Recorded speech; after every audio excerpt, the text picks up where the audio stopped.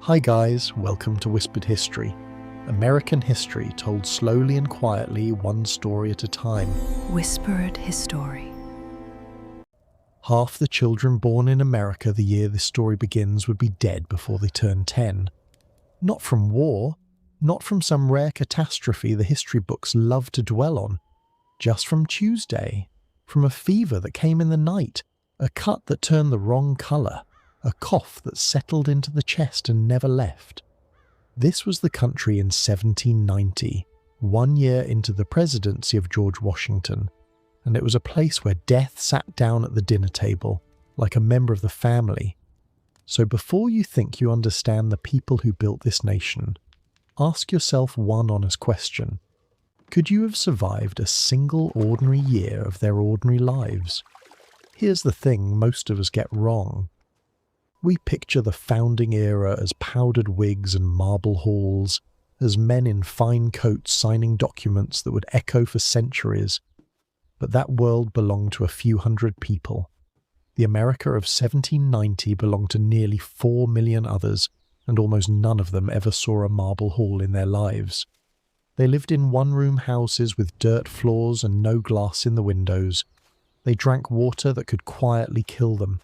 They buried their own babies in the backyard, wrapped in cloth dug by hand, marked with a stone that had no name because the child hadn't lived long enough to earn one. And still, somehow, they got up the next morning and kept going. That's the part that stays with me. Not the suffering itself, but the astonishing ordinariness of it. The way a mother could lose 3 children and still knead the bread, still sing at the loom, still love the ones who remained with a fierceness we can barely imagine today. I'm telling you this because tonight, slowly and quietly, we're going to walk into that vanished world together. Not the version carved into monuments, the real one, the one that smelled of wood smoke and animal hide and something sour underneath that no one bothered to name. If you found your way to this channel before, you already know what we do here at Whispered History. We don't shout the past at you. We sit with it, gently, in the dark, the way you might sit with an old letter you weren't supposed to read. So if these are the kinds of stories that settle your mind at the end of a long day, go ahead and subscribe softly and stay a while. There's no rush tonight. There never is. Now, let's talk about what it actually meant to be alive in America in the year 1790. The first thing you'd notice, if you could somehow open your eyes there, is how young everyone was. The average American in that year was not a wise old patriarch with silver hair. The average American was about 16 years old. Half the entire nation was younger than a high school junior. Children weren't the future of this country. They were the country right now, working the fields, hauling the water, minding the younger ones, dying by the thousands, and being replaced by the thousands. A woman might give birth 8 times, 10 times, 12 times across her life. She did it without a doctor, without pain relief, without any real understanding of what was happening inside her body. She did it knowing every single time that this might be the birth that killed her. And it often was. Childbirth was one of the leading killers of young women in early America, and every wife who felt the first pains of labour knew she was walking to the edge of something with no railing. Her husband knew it too. That's why so many men married twice, sometimes 3 times, not out of restlessness but out of loss, burying one wife and then another, raising blended families of half-siblings and orphaned cousins under a single leaking roof. Now think about the men. We imagine them as farmers, and most of them were, but the word farmer doesn't begin to capture it. There were no tractors. There was no store to buy your food from. If you didn't grow it, hunt it, catch it, or trade for it, you didn't eat it, and neither did your children.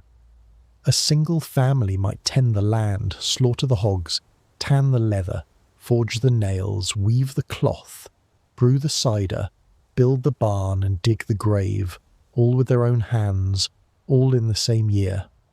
There was no such thing as a weekend. There was no such thing as retirement. You worked until your body gave out, and then, if you were lucky, your children carried the load, and if you weren't lucky, you became a burden the family quietly prayed would be lifted soon. And through all of it, the country you lived in barely existed as a country at all. In 1790, the United States held its very first census, and the numbers it returned would shock a modern American to the core. Nearly 1 in every 5 people counted in that census was enslaved. Almost 700,000 human beings owned as property, their births recorded like livestock, their labour building the wealth of the very nation that had just declared all men to be created equal. The America of 1790 was not one story. It was 2, running side by side, and the distance between them was the widest gap on earth. There were people sipping Madeira wine off imported porcelain in the same season that other people, a few miles away, were being sold apart from their own children on a wooden auction block. Both were America, both were 1790, and we'll sit with both of them before this is over, because you can't understand how people lived without facing who paid for it. But let's come back for a moment to the small things, the things no monument remembers. In that year, most Americans had never travelled more than a day's walk from the place they were born. They had never seen the ocean if they lived inland, never seen a mountain if they lived on the coast. The world was as large as the distance a horse could carry you before dark, and no larger. News from Philadelphia took weeks to reach the frontier. A letter could outlive the person who sent it. A war could end, and men would keep fighting for months, simply because no one had ridden far enough to tell them it was over. You lived, quite literally, in a fog of not knowing that we, with our screens glowing in our pockets, can barely comprehend. And yet these were not simple people. That's the myth I want you to let go of tonight, gently, right at the start. They read by candlelight until their eyes ached. They memorized entire books of scripture and passages of law. They debated liberty and tyranny across tavern tables while their bread baked in the ashes. They built a system of self-government out of nothing but stubbornness and ink in a world that had never seen such a thing succeed. They were poorer than the poorest American alive today, and in some ways they knew things about survival and grief and endurance that we have completely forgotten. So here is where we stand, you and I, at the doorway of a lost world. A country younger than most of the people watching this. A place where a broken leg could be a death sentence, and a good harvest could feel like salvation. A nation that had just written the most hopeful words in human history, while chaining 1/5 of its own people to the ground beneath those words. We think we know these Americans. We put them on our money and our monuments and our 4th of July. But we've dressed them in a costume that hides who they really were and what they really endured and what it truly cost to wake up alive in that fragile, brutal, extraordinary year. So tonight, let's take the costume off. Let's step quietly into a single American morning in 1790, and let's ask the only question that matters. If you had been born into that world instead of this one, would you have lived to see the end of the year? Open your eyes. It's not quite dawn yet. The first thing you feel isn't light, it's cold. A deep, damp cold that has soaked into the walls, into the blankets, into your own bones while you slept. There is no furnace humming somewhere in the basement. There is no basement. There is only the fire, and right now the fire is nothing but a bed of grey ash with a single orange eye still glowing at the centre. And your whole morning, your whole day, your very survival depends on you coaxing that one dying ember back to life. So you rise in the dark, your feet touch a floor made of packed earth, or rough-hewn planks if your family's doing well, and the chill of it shoots straight up through you. You're already dressed, more or less, because almost no one slept undressed in that world. You wore your shift, your long linen underlayer, straight through the night, and you'll wear it again tomorrow, and the night after that, because washing it is a full day's brutal labour, and clean clothes were a luxury measured in weeks, not hours. The smell reaches you before you're fully awake. It's the smell of the whole century, really. Wood smoke. First, always the wood smoke, clinging to the rafters and your hair and every stitch you own. Underneath it, tallow, the greasy animal fat smell of the candles. Then bodies, close and unwashed, sleeping 4 and 5 and 6 to a room. Then the animals, because the barn is close, or the animals are simply inside with you, sharing their warmth through the wall. And under all of it, faint and constant, the sour tang of the chamber pot in the corner, waiting to be carried out. This was the perfume of ordinary life. Not filth, exactly. Just the honest smell of human beings living without running water, without soap as we know it, without any way to be truly clean. You'd have stopped noticing it within a day. They certainly had. Now the fire.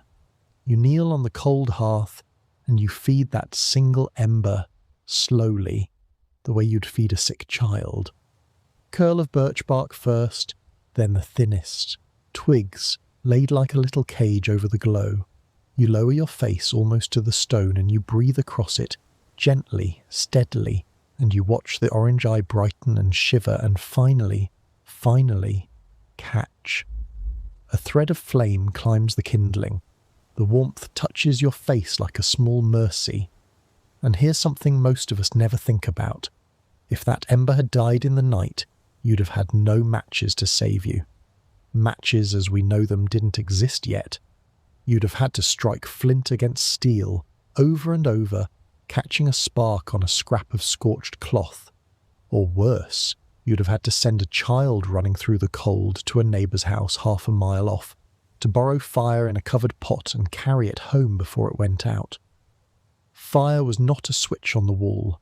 Fire was a living thing you tended and guarded and never, ever let die. The light comes slowly through the window now, except the window has no glass. Glass was expensive, imported, fragile across those terrible roads, so your window is a wooden shutter, closed against the night, and when you swing it open, the raw morning air pours in along with the light. In winter you might have oiled paper stretched across the opening, letting through a dull, honey-coloured glow while keeping the worst of the wind out. But glass, real glass you could see the world through clearly, that was for churches and the homes of the rich.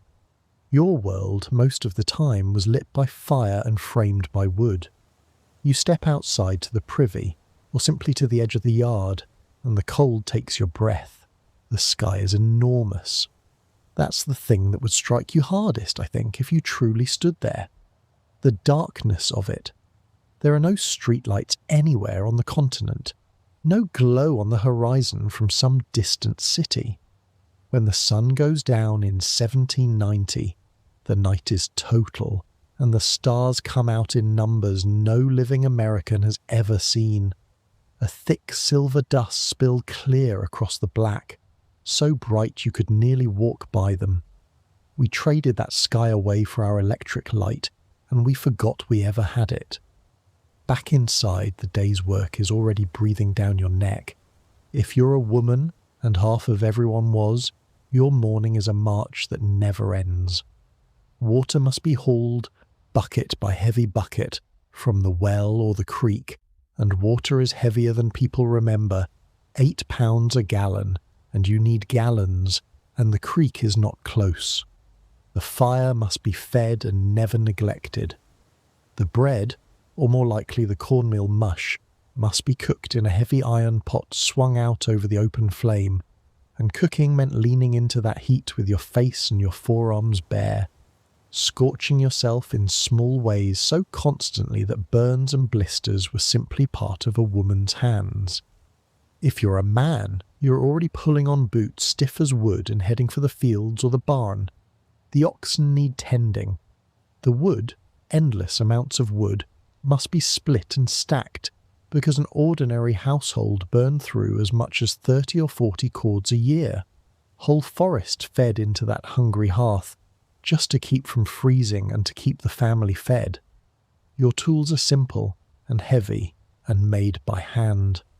Your labour is measured not in hours but in daylight. When the sun is up, you work. When it sets, you mostly stop, because candlelight is precious and the dark is long. The children are awake now too, and there are so many of them. They tumble out from under shared blankets, small and quick and already useful. Even the little ones have work. A child of 4 can gather eggs and pull weeds. A child of 7 can mind the baby, feed the chickens, fetch and carry all day long. There is no childhood as we understand it, no long protected season of play and school and safety. There is only a smaller person doing smaller work, growing steadily into larger work, and everyone, pulling their weight because a household that didn't pull together didn't survive the winter. Breakfast, when it comes, is not what you'd expect.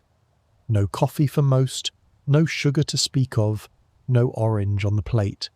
It's cornmeal, boiled into a thick porridge, maybe sweetened with a little molasses if the year's been kind. It's salt pork, cut from the hog you slaughtered in the fall and packed away in a barrel of brine.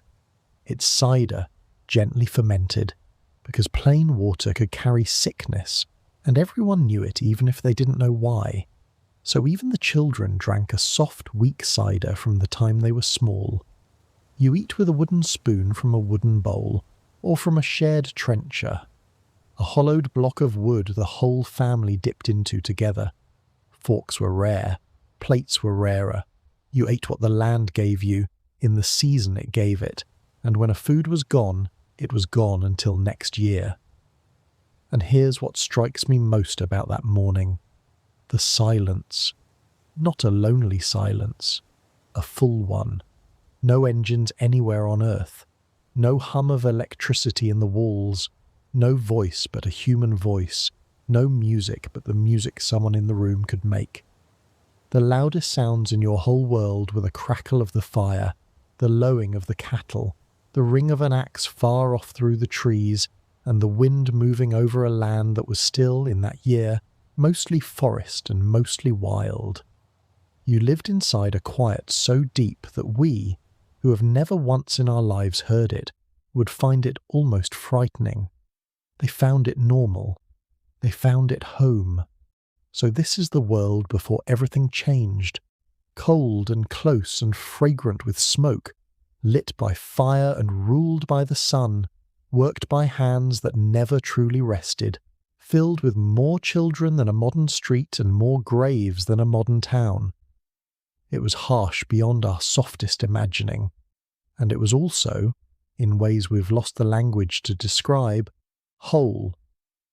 But there's a story we tell ourselves about these people, a comfortable story, and it's almost entirely wrong. Because when you picture that log cabin in the wilderness, that self-reliant family carving a life from the raw American earth, you're picturing something that most Americans in 1790 would not have recognized as their own lives at all. And that's where we have to go next. Most people believe the America of 1790 was a nation of log cabins, a lonely family in the wilderness, a father with an axe, a mother at the spinning wheel, a wild forest pressing in on every side and the nearest neighbour a full day's ride away. It's a beautiful picture. It's on our calendars and in our children's books and buried somewhere deep in how we imagine ourselves as a people. But the truth is stranger, and in some ways harder to hear. Most Americans in that year didn't live in splendid isolation at all. They lived crammed together, tangled up in each other's business, watched and judged and depended upon by a web of neighbours so tight it would feel suffocating to us today. Let's start with the log cabin itself, because even that is a kind of myth. The classic log cabin, the one we all picture, was actually rare across much of early America. It was a building style brought over by Scandinavian and German settlers, and it spread mainly along the frontier. But a huge share of Americans lived in something plainer and often worse. A small timber frame house, or a crude one-room dwelling with walls of rough board, sometimes not much more than a shelter. Historians who've studied the probate records, the careful lists of what people owned when they died, found something that stops you cold. The average house was tiny, often a single room, sometimes two, housing a family of 6, 8, 10 people. Not a romantic cabin in a clearing, a crowded box shared with everyone you loved and everything you owned. And here's the piece that truly breaks the myth, that family wasn't alone. More than 9 out of 10 Americans in 1790 lived in the countryside, yes, but rural did not mean isolated.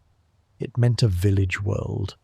A world of small farms clustered near each other, of a meeting house and a mill and a tavern and a blacksmith, all within walking distance, all knitted together by need. Because no single family could actually do it all. We tell ourselves they were self-reliant, and in one sense they were tougher and more capable than we can dream of being, but self-sufficient, completely independent. That's the part that isn't true. You couldn't raise a barn alone. It was physically impossible. So when a barn needed raising, 30, 40, 50 neighbours came, and they lifted those massive timber walls together in a single day, and then they ate and drank and danced, and everyone understood without a word that when your turn came, they'd expect the same from you. You couldn't bring in a harvest alone before it rotted in the field. So neighbours traded labour, moving from farm to farm as the grain ripened. You couldn't nurse your whole family through a fever while also feeding the animals and cooking the meals.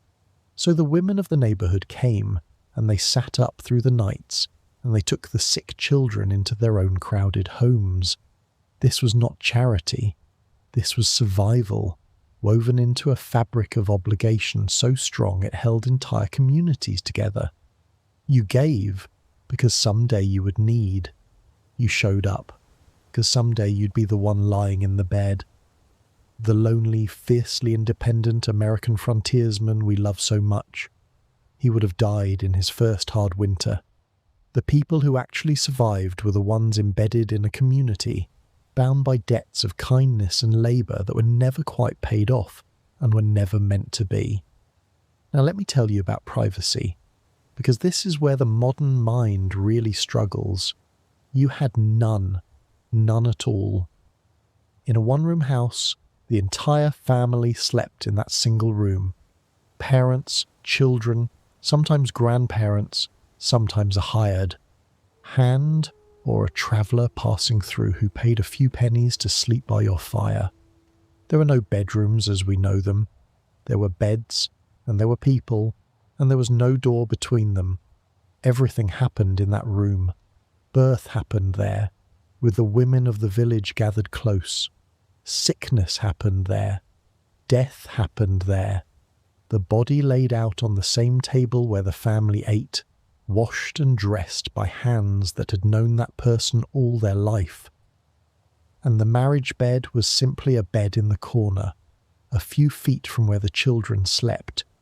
Intimacy, grief, illness, birth, death. All of it unfolded within arm's reach of everyone you loved. There was no place to be alone with your thoughts, no room of your own to close a door and simply be. The very idea of privacy, of a personal, private inner life protected by walls, was a luxury that barely existed for ordinary people.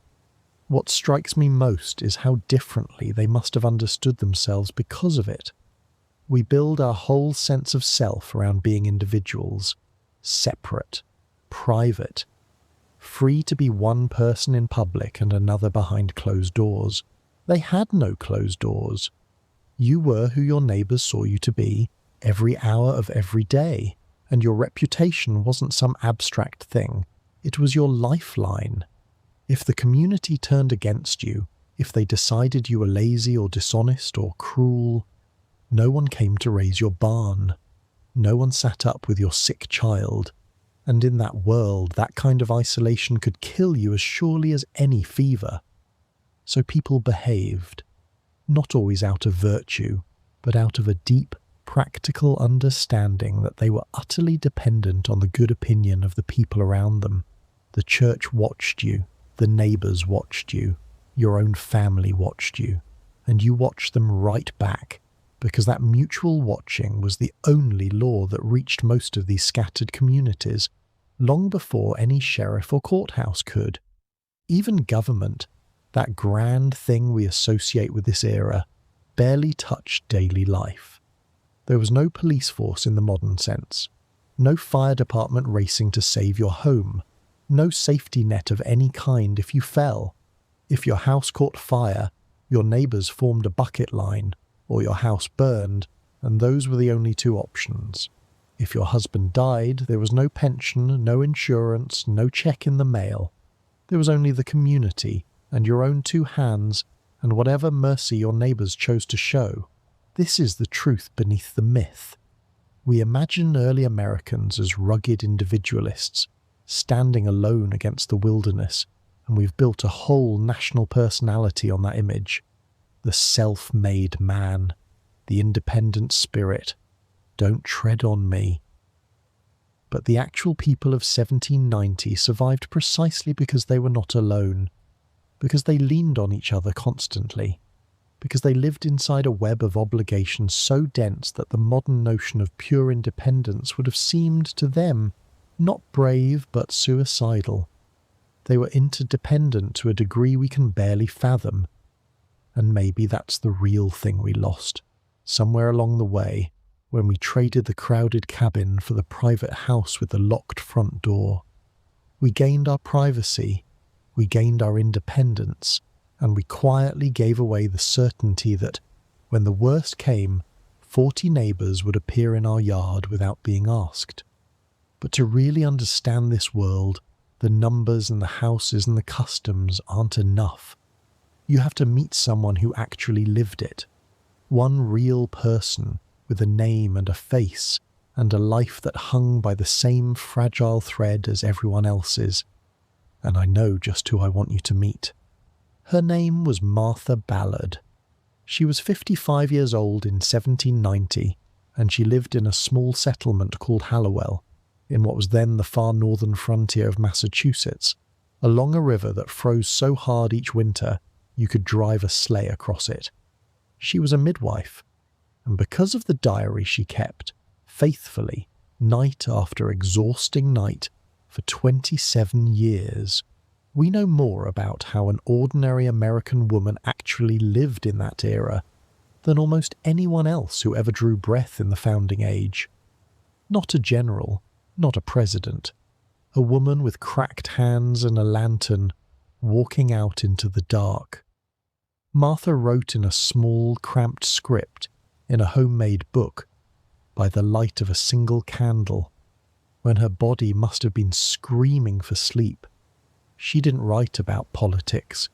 She barely mentioned the great men whose names we've carved into stone. She wrote about the things that actually filled a life. Who was sick, who was born, who had died, what the weather did to the river, how much she was owed, and by whom, and whether they'd ever pay. And through those small, patient entries, a whole vanished world comes quietly back to life. Here is what a single day could look like for her. A knock at the door, long after midnight. A man's voice, urgent, saying his wife's time had come. Martha would rise in the freezing dark, pull on layer after layer, take up her bag and go. Sometimes she crossed that frozen river on foot, alone, in the middle of the night, the ice groaning beneath her. Once, her diary tells us, she was rowed across a river choked with breaking ice, the water rising, the current wild, because a woman on the other side was in labour and there was no one else. She was in her 50s. She could have said no. She never seems to have said no. Think about what that actually meant. There were no hospitals within reach, no trained doctors for most births, and frankly, in that era, a doctor often did more harm than a skilled midwife did good. When a woman went into labour on the main frontier, Her life and her baby's life rested largely in the hands of another woman, one who had learned her craft not from a university, but from years of standing at the bedside, from thousands of nights, from experience carved into her the hard way. Over her career, Martha Ballard delivered more than 800 babies. More than 800. And her record was extraordinary. Better than many trained physicians of her day, in a time when childbirth was one of the most dangerous things a human being could do. She was, in every way that mattered, a doctor. She just never got to be called one. But her diary shows us so much more than birth. It shows us the sheer, grinding weight of an ordinary woman's labour. Because being a midwife was not her job the way we think of a job. It was one thread in an endless day. She also ran a household. She grew and tended a huge garden, and her entries track it obsessively. The peas planted, the beans climbing, the herbs she gathered to make her own medicines, because there was no pharmacy and she was the pharmacy. She made cloth. She wrote of carding wool and spinning thread and weaving, of the endless, aching production of everything her family wore. She nursed the sick of the whole community, sitting up through fevers, mixing remedies from roots and bark, washing and laying out the bodies of neighbours when her medicine failed. She did all of this while raising her own children and, later, while caring for grandchildren underfoot. And here's the detail that stays with me. She kept accounts, because Martha Ballard was, in her own quiet way, an economy unto herself. She was paid for her deliveries, sometimes in coin, but just as often in goods, a bushel of corn, a length of cloth. Some labour owed back to her, a promise. Women in that world weren't the helpless dependents we sometimes imagine. They ran vast, invisible economies of trade and barter and credit that never showed up in any bank, and Martha tracked every thread of it in that little book. Who owed what was settled, what was still hanging in the air between neighbours. Her marriage, too, tells a story. She'd married Ephraim Ballard, a surveyor and miller, and theirs was a genuine partnership of labour, two people yoked to the brutal work of keeping a family alive on the edge of the wilderness. But even a hard-working, respectable family was never safe. Not ever. Her diary carries the ordinary heartbreaks that touched nearly everyone. Years before that census was taken, Martha had lived through a diphtheria epidemic that swept through the settlements and killed children by the score. She had buried 3 of her own daughters in a single terrible stretch, within weeks of each other. 3. And then she got up and she kept delivering other women's babies. Sit with that for a moment. The woman who brought hundreds of new lives safely into the world had lowered 3 of her own children into the frozen ground. That was not rare. That was the price of admission to that world. Grief wasn't an interruption of life back then. It was woven into the fabric of it, constant, expected, survived rather than escaped. And Martha survived it the way most of them did, not by forgetting, but by simply continuing, by rising in the dark to answer the next knock at the next door. There's a quiet strength in her diary that has nothing to do with drama. It's in the repetition, day after day. The same relentless work, the same weather noted, the same accounts kept, the same walking out into the cold when someone needed her. She grew older inside those pages. Her hands grew stiffer. The river crossings grew harder, and still she went. Into her 60s, into her 70s, delivering babies almost to the end of her life because the community needed her and there was no one to take her place. What strikes me most about Martha Ballard is that by every measure of the history books she was nobody. She held no office. She owned little. She'll never appear on a coin or a monument. For almost 2 centuries after her death, her diary sat mostly ignored, dismissed by earlier historians as trivial, just a woman writing about weather and chores, nothing important, nothing that mattered, and they were completely, profoundly wrong. Because that diary turned out to be one of the most important documents we have about how real people actually lived in early America. Not the myth, the reality, the cold, the labour, the barter, the births, the burials, the neighbours leaning on neighbours, the women holding the whole fragile world together with hands that never stopped moving. Martha Ballard is our thread now. Keep her in your mind as we go deeper, because everything we're about to uncover, the hidden systems, the buried cruelties, the moments of desperation and courage, all of it touch lives exactly like hers. She's the human face on a world that's been reduced to numbers and legends, and her story is about to lead us somewhere darker. Because for all her strength, for all her skill, Martha Ballard lived in a world where forces far larger than any single person were already tightening their grip, forces most ordinary Americans never fully saw. And once you see them, you can't unsee what this young country really was. Everything I've told you so far has a quiet lie buried inside it. Not a lie of fact, a lie of scope. Because when I describe the family gathered around the fire, the neighbours raising the barn, the midwife crossing the frozen river, I was describing one America. There was another one living in the very same year, breathing the same air, under the same enormous starlit sky. And in that other America, the fire you tended was not your own. The child you nursed might be sold away from you before spring, and the barn you raised with your own aching body belonged to the man who owned you. That first census, the one taken in 1790, counted nearly 4 million people, and it counted almost 700,000 of them not as citizens, not as neighbours, not even as people in the full sense of the word, but as property. Nearly 1 out of every 5 human beings in the new United States was enslaved. In some places it wasn't 1 in 5. In South Carolina, enslaved people made up almost half the entire population. Half. Walk down a road in the low country of the South in that year, and you'd pass as many people who were owned as people who were free. This is the perspective that changes everything. Because we've built our whole story of this era around a single glowing word: freedom. The nation that had just thrown off a king. The people who declared that all men are created equal. The founding, the liberty, the grand experiment, and all of it.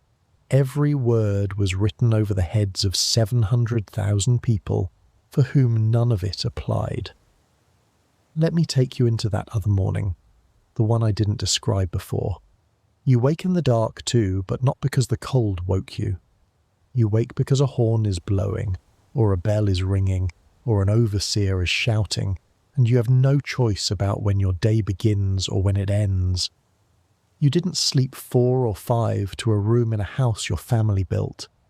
You slept in a cabin you were assigned, on a dirt floor, with walls that let the wind through, given to you by the man who could take it back on a whim.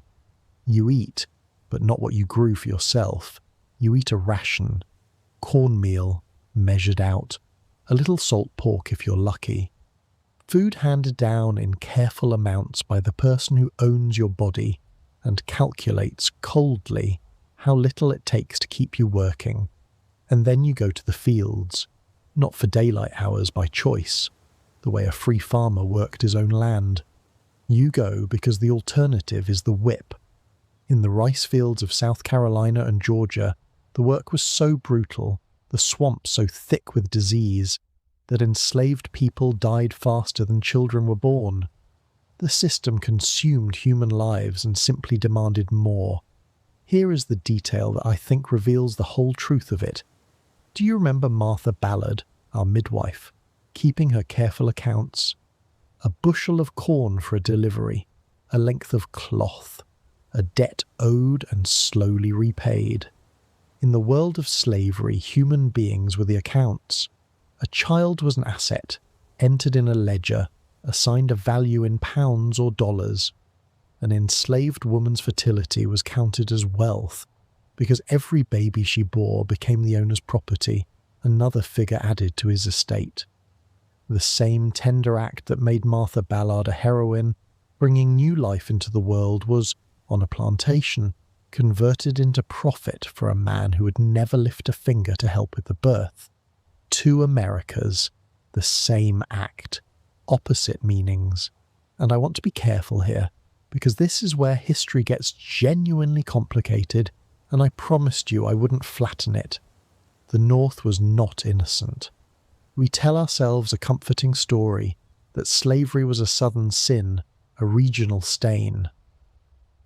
But in 1790, slavery was still legal in most of the country, including much of the North. New York had thousands of enslaved people. So did New Jersey. Northern merchants grew rich shipping the cotton and the sugar and the rice that enslaved hands produced. Northern banks financed it. Northern families owned people. The ships that carried human beings across the ocean in chains sailed from northern ports. The whole economy of the young nation, North and South alike, was threaded through with the profits of human bondage. There was no clean corner of this country, and here's the part that should unsettle every one of us. The same men who wrote the words we revere knew. They knew. Many of the founders owned people even as they wrote about liberty. Some of them agonized over it privately, called it a moral disease, warned that it would one day tear the country apart, and then went home and did nothing, because their entire way of life was built on it. They saw the contradiction as clearly as we do. They just couldn't, or wouldn't, escape it. That's not a comfortable thing to hold in your mind. We want our founders to be heroes or villains, all light or all shadow. But the real people of 1790 were something harder to accept. They were capable of imagining the most radical freedom the world had ever seen, and at the very same moment of denying it completely to the people right in front of them. Both things were true. Both were America. And the enslaved people themselves, they were not simply victims waiting to be written about. They built lives inside the cruelty. They married even when the law refused to recognize it. They raised children, even knowing those children could be taken. They kept languages and songs and skills carried across the ocean from Africa, and they wove them into something new that would one day reshape all of American culture, our music, our food, our faith, our very speech. They ran. They resisted in 1,000 quiet ways and a few loud ones. They kept their humanity fully intact in a system designed, from top to bottom, to deny they had any. That, to me, is the deeper courage this era holds, not the courage of the men in the marble halls, the courage of the people in the fields who woke up owned and refused, on the inside, to ever truly be owned. So now you're standing between the two Americas, the free family at the fire and the enslaved family in the cabin, the midwife crossing the ice to save a life, and the ledger recording a life as property. And you can't unsee it anymore. You can't picture that founding morning without knowing that a fifth of the country woke into chains. This is the truth the costume was hiding. Not that early America was hard. We knew it was hard. But that it was two nations wearing one name, and the beautiful words of one were paid for by the suffering of the other. And that tension, that unbearable contradiction sitting right at the heart of the country from its very first breath, it wasn't going to stay quiet. It was already beginning to build, slowly, underneath everything, toward a reckoning that would take another 70 years and hundreds of thousands of lives to finally arrive. But in 1790, most Americans couldn't see the storm coming. They were too busy simply trying to survive the day, and survival, as we're about to see, was about to get harder than anyone was ready for. The winter came early that year. It always could. And when it came, everything got harder, fast. Because here is the thing about life in 1790 that we forget in our heated houses. You were never more than one bad season away from disaster. One failed harvest, one long freeze, one fever moving door to door. That was the margin these people lived on. Paper thin. Think about food first. You grew it in summer, you stored it for winter, and if the storing went wrong, you starved. There were no grocery stores, no trucks bringing food across the country. If the corn rotted in the crib, it was gone. If rats got into the grain, it was gone. If the salt pork spoiled in the barrel, you ate it anyway, or you ate nothing. Families rationed through the cold months. They watched the food shrink. They did the terrible math in their heads. How much is left? How many mouths? How many weeks until spring? And spring, on the northern frontier, was a long way off. By late winter, many families were hungry. Not starving most years, but thin, tired, living on cornmeal and whatever they'd managed to keep. They called the worst stretch the time of year when the old food ran low and the new food hadn't come. The lean weeks. Everyone knew them. Everyone dreaded them. Now add the cold itself. We can't really understand it. We turn a dial and the room warms up. They had one fire, one, and that fire could only heat the space right around it. Step 10 feet away and you were nearly as cold as the outdoors. People slept in their clothes. They slept together for warmth, bodies pressed close, sharing what little heat they had. They woke to find the water in the bucket frozen solid. Ink froze. Bread froze. On the coldest nights, people froze too. An old person in a far corner, a traveller caught on the road, a drunk who fell asleep in the snow and simply never woke. The cold killed quietly, and it killed every single year. But cold and hunger were the slow dangers. The fast one was worse, sickness. Because in 1790 no one understood how disease actually spread. No one knew about germs, not the doctors, not the midwives, not the wisest person in any town. They thought sickness came from bad air, from foul smells, from an imbalance in the body's fluids. They were guessing, all of them, in the dark. And so when a fever came, they had no real way to stop it. Picture how it moved. One child gets sick, a sore throat at first, nothing alarming, then a fever, then a grey membrane creeping across the back of the throat, slowly choking the child from the inside. That was diphtheria. They called it the throat distemper. And it loved children. It moved through a family like fire through dry grass. One child, then the next, then the next. A parent could watch every child they had sicken within a week. There was nothing to give. No medicine that worked, no antibiotic, no breathing tube. Just cool cloths and prayer and the horror of watching and being able to do nothing. Remember Martha Ballard. Remember the 3 daughters she buried in a single stretch, weeks apart. That was diphtheria. That was one family in one epidemic in one small town. Now multiply it across every settlement, across every winter, and you begin to feel the weight these people carried.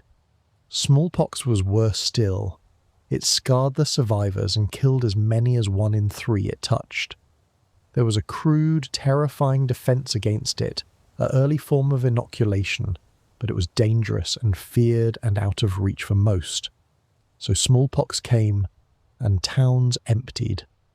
The sick were carried to isolated houses at the edge of town, pest houses, and left there to live or die away from everyone else. To see a face marked with the deep pits of smallpox scars was ordinary. It meant only one thing. That person had survived. So many didn't. And here's what raised the fear even higher. When sickness struck, the whole delicate system started to break. Remember how these people survived by leaning on each other? The barn raisings, the shared harvests, the neighbours sitting up through the night, Now imagine sickness in every house at once. Who tends your animals when you're too weak to stand? Who brings the water when the whole family is down? Who milks the cow, feeds the children, keeps the fire alive? An epidemic didn't just kill people, it froze the entire web that kept people alive. Cattle went unfed, fires went out, work stopped, and the danger multiplied on itself. Now stack these dangers on top of each other. A hard winter weakens the body, hunger weakens it more. A weakened body catches the fever faster. The fever spreads because everyone is huddled together for warmth, and there's no doctor coming because the roads are frozen and impassable, and the nearest real physician is days away. And even if he came, he'd only bleed you with a lancet and make you weaker. Everything connected. Everything made everything else worse. That was the trap. And this is the part that truly humbles me. They knew it. They lived every winter with the knowledge that this might be the one, the failed harvest, the killing freeze, the fever that took the children. They planted in the spring not knowing if they'd eat in the fall. They watched their babies breathe not knowing if the breath would stop. They lived with a level of uncertainty that would shatter most of us. And they did it not once, not in a single crisis, but every year, their whole lives, generation after generation. There was a moment in many a hard winter when a family looked at the shrinking pile of food and the sick child in the corner and the snow still falling outside and understood quietly that this was bigger than them, that no amount of work could fix it now, that they had done everything right, planted well, stored carefully, worked until their hands bled, and it might still not be enough. That was the terror underneath the whole beautiful, brutal world. Not that life was hard. They expected hard. It was that life was fragile, that everything you built, everyone you loved could be taken by a bad season or a bad fever, no matter how strong you were, no matter how hard you tried. And when a family finally broke under that weight, when the food ran out or the sickness won, there was no government to catch them, no relief, no aid, only the neighbours if the neighbours could spare it. And in a hard enough winter, no one could spare much of anything. So the question hanging over that frozen world was simple and merciless. When the worst comes, and it always comes, who survives? But to really understand why life balanced on such a thin edge, you have to look underneath it. Because the hunger, the cold, the sickness, the sheer precariousness of it all, those weren't just acts of nature. They were shaped by forces most ordinary Americans never saw. Systems of money and power and control that decided who had land and who didn't, who ate and who went hungry, who was safe and who was expendable. There was a machinery running beneath that fragile world, and it's time to pull back the floorboards and look at it. Here's a question almost no one asks about early America. Who owned the ground? Because someone did. Every acre of that vast, wild-looking country belonged to somebody, on paper, and the story of who held the paper is the hidden story of the whole era. We picture the frontier as empty land, free for the taking. A man walks into the wilderness, clears a plot, and it's his. But that's another comfortable myth. The truth is that most of the good land was already claimed, often by men who had never set foot on it. Wealthy speculators, land companies, investors back in the cities who bought up enormous tracts, hundreds of thousands of acres, and then sold them off in pieces to the families desperate to farm. So the settler who walked into the woods to build a life, very often he didn't own that woods. He rented it, or he owed on it, or he squatted on it, and prayed no one with a deed would come to collect. And this is where the machinery starts to turn. Because the great hidden force in the life of an ordinary American in 1790 wasn't the government. It was debt. Nearly everyone owed someone. The farmer owed the merchant for the tools and the salt and the cloth he couldn't make himself. The merchant owed the bigger merchant in the city. The city merchant owed a creditor in London or Amsterdam. It was a long chain of obligations stretching from a one-room cabin on the main frontier all the way across the ocean, and that chain could be pulled tight at any moment. Remember, there was barely any actual money. Hard coin, gold and silver was scarce in the countryside. Most people almost never held it, so daily life ran on credit and barter. A note here, a promise there, a debt written in a ledger carried for years. Martha Ballard's diary is full of it. Who owed her? What she owed? The endless, patient accounting of a world with almost no cash in it. That worked, most of the time, as long as everyone trusted everyone and no one demanded payment all at once. But when a creditor did demand payment, in actual money, from a farmer who had none, the whole thing came crashing down, and that had already happened. Just a few years before our story, the pressure of debt and taxes had pushed farmers in Massachusetts to the breaking point. They were losing their land, being dragged into court, some thrown into debtor's prison for owing sums they had no way to pay in coin. These were veterans, many of them, men who had fought in the Revolution, who had bled for the new country, now watching that same country seize their farms because they couldn't produce hard money that simply didn't exist in their world. So they rose up, they shut down the courts by force, they marched on an armory. It was an armed rebellion of desperate farmers, and it terrified the wealthy and powerful across the whole young nation.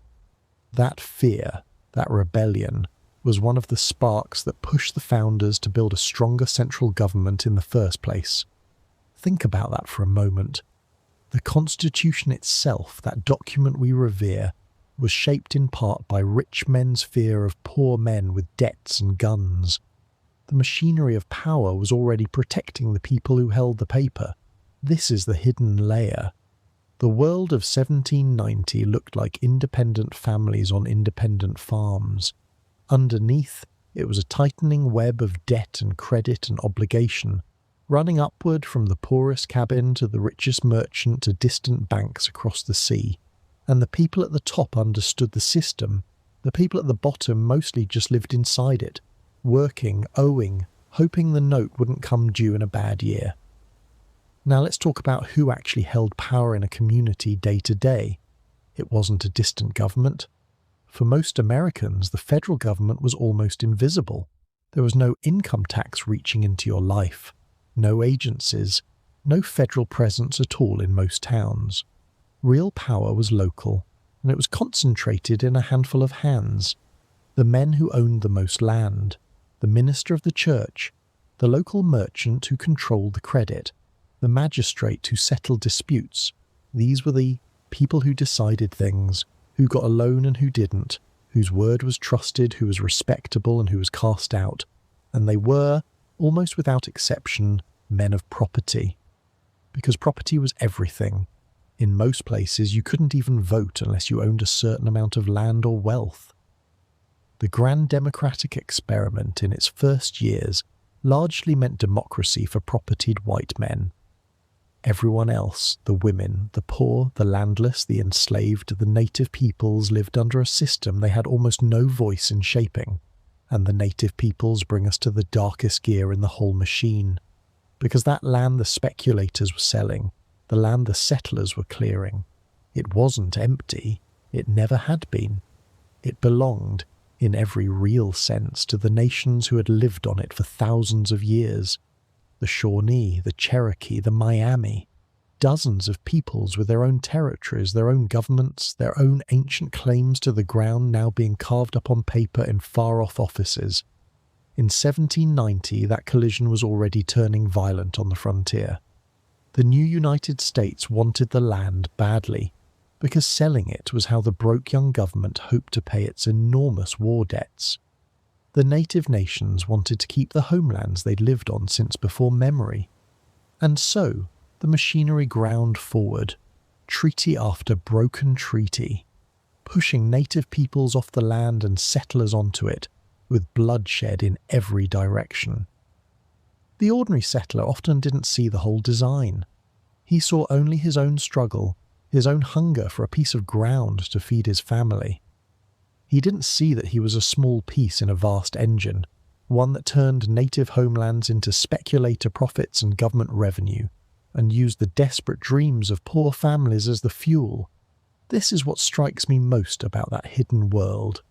The people at the bottom, the ones we've been walking beside this whole time, the family at the fire, the midwife on the ice, the enslaved family in the cabin, they carried the entire weight of the system on their backs. They did the work. They took the risks. They bore the losses when a harvest failed, or a note came due, or a war broke out on the frontier. And the ones who designed the system, who held the deeds and the debts and the power, they were mostly safe and warm and far away. That gap between the people who lived the life and the people who profited from it ran through everything. Through the land, through the money, through the law, through slavery itself. It was the deepest fault line in the whole young country, and now that you can see the machinery, you can see how much was stacked against the ordinary person, just trying to survive an ordinary year. The cold and the hunger and the sickness were cruel enough on their own, but behind them stood a system that decided coldly who got land and who got debt, who got protected and who got sacrificed. So what did people actually do? Caught inside a world that fragile and that rigged, how did they find the strength to keep going, to resist, to hold on to their humanity when survival wasn't guaranteed and the whole system leaned against them? That's where the real courage of this era lives, not in the halls of power, in the choices ordinary people made, in the dark when everything was on the line. Let me take you back to a single night in Martha Ballard's life. The river was breaking up. It was that treacherous season between winter and spring, when the ice was neither solid nor gone, when great slabs of it groaned and shifted and piled against each other in the black water. No sane person crossed that river, and a woman on the far side had gone into labour. Martha went. She was rowed out into that churning, half-frozen water, the ice grinding against the little boat, the current pulling hard, and she sat there in the dark, an old woman by the standards of her time, and she let herself be carried across. Because that's what she did. Because a life depended on it.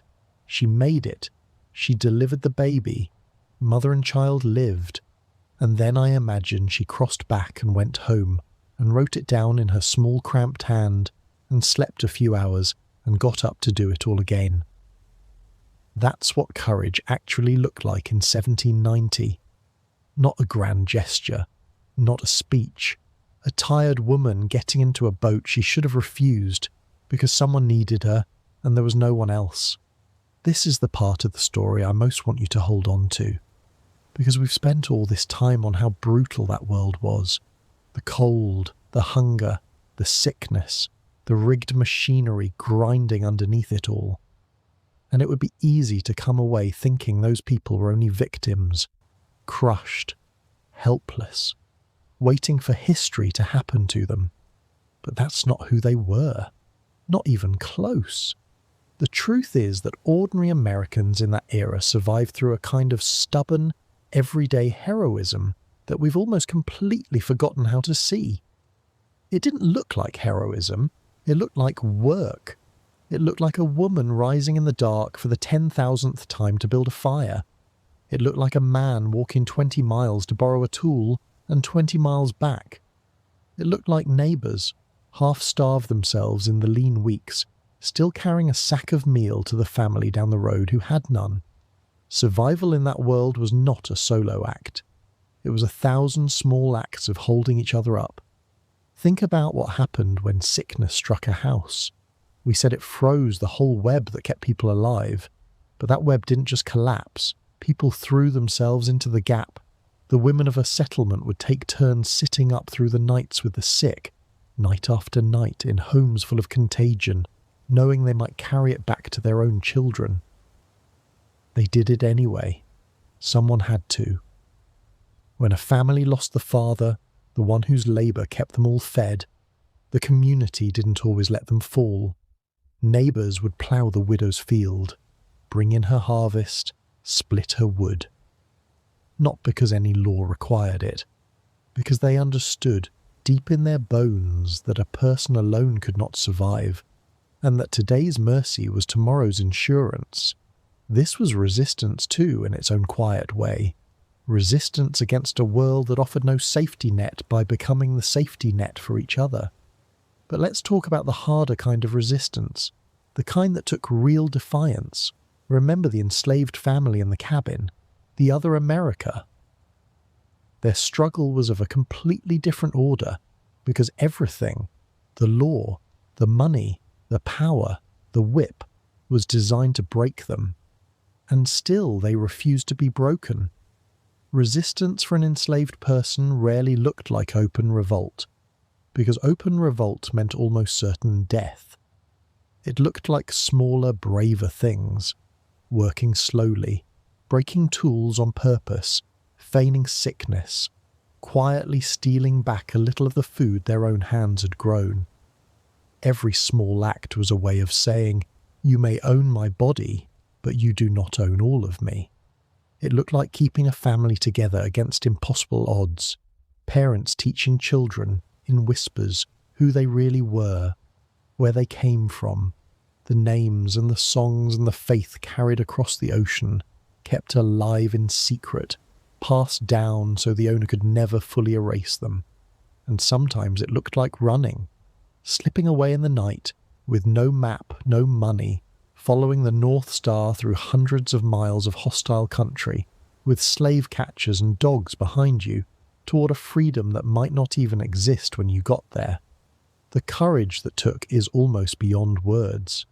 To gamble everything, your life, your family, on the desperate hope of becoming free.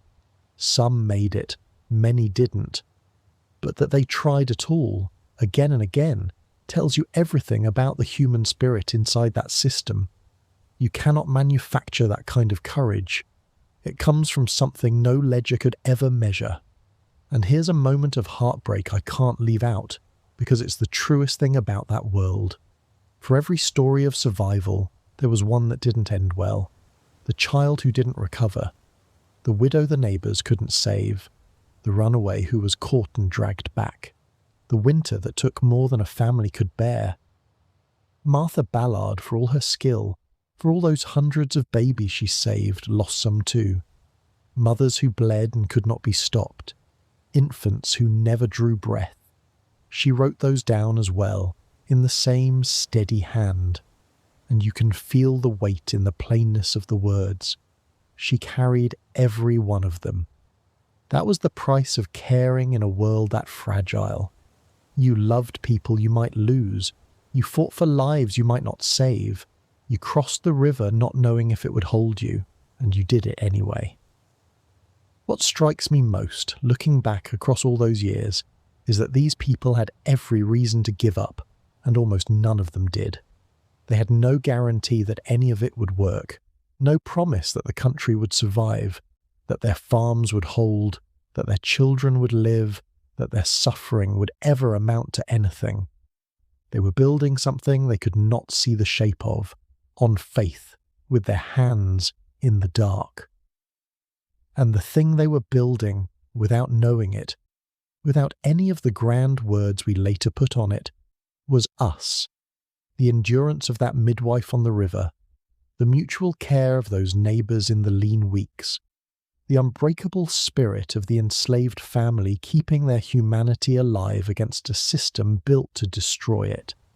That was the real foundation of America, not the documents, not the marble, the stubborn, quiet, daily refusal of ordinary people to lie down and be beaten by a world that gave them every reason to.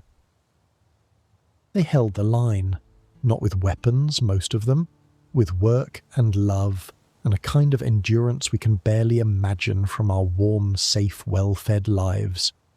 And that raises a question that should haunt every one of us watching tonight. We have so much they never dreamed of. Heat at the turn of a dial, food in endless supply, medicine that would have seemed like pure magic to them, safety they couldn't have imagined. And yet, are we as strong as they were? If our world grew that fragile, that fast, that merciless, would we hold the line the way they did? Or have we forgotten how? That question isn't really about the past at all. It's about us right now.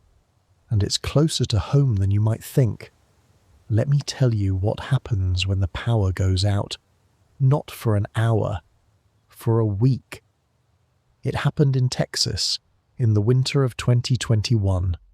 A cold snap hit, harder than the grid was built for, and the electricity failed across the state. Millions of people in modern homes in a wealthy country suddenly found themselves cold in the dark, and within days, some of them were burning their own furniture to stay warm, boiling snow for water. A few of them froze to death in their own houses in the 21st century. Now hold that next to Martha Ballard's world. She never expected the heat to come from anywhere but a fire she built with her own hands. She never expected water to come from anywhere but a well she hauled it from. When her world got cold and dark, it was just Tuesday. She knew what to do. We didn't. That's the mirror I want you to look into. Because the distance between us and the people of 1790 isn't really about technology. It's about competence. They could do things, almost everything in fact that their survival required. Grow food, preserve it, build shelter, make cloth, set a bone, deliver a baby, start a fire with flint and steel on the coldest night of the year. And most of us, if we're honest, can do almost none of it. We've traded that self-reliance for convenience, and it's a good trade mostly. I'm not romanticising hunger and diphtheria. Nobody should want to go back. But we've quietly become dependent on systems we don't understand and can't repair.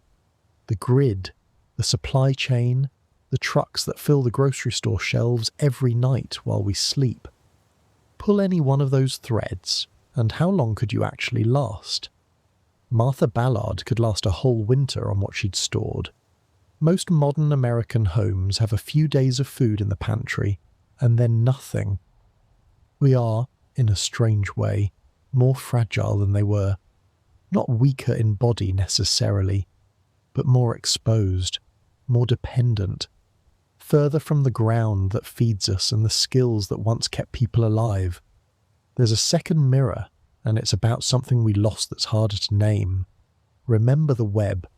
The neighbours who raised the barn sat up with the sick, ploughed the widow's field. That world had almost no privacy, and we agreed, earlier, that we wouldn't want to give up ours. But look at what came with all that privacy. We built houses with locked doors and fenced yards, and we filled them with everything we could ever need.